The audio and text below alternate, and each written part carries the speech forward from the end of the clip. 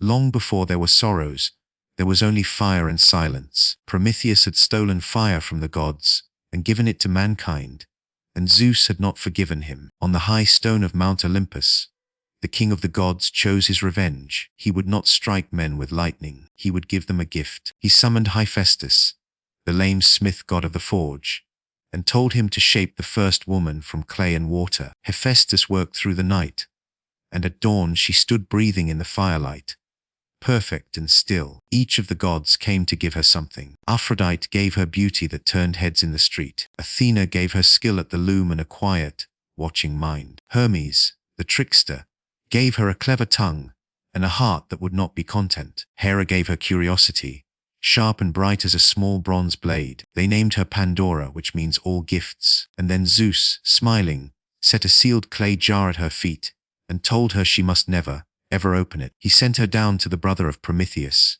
a kind and slower, thinking man named Epimetheus. Prometheus had warned his brother to refuse any gift from Zeus, but Epimetheus saw Pandora and forgot every warning he had ever been given. For a season they were happy. The jar sat in the corner of their house waiting. At last, alone one quiet afternoon, she knelt beside it and lifted the lid only a finger's width. Out came every grief that had not yet existed in the world. Toil and sickness, and old age, and envy and war, and grief poured up from the clay in dark wisps, and scattered across the earth. Pandora threw herself upon the lid, and slammed it shut weeping. But one small thing remained inside, fluttering against the clay walls. And that one thing was hope. The Greeks said this is why we suffer, and also why we keep going. So always, remember the stories.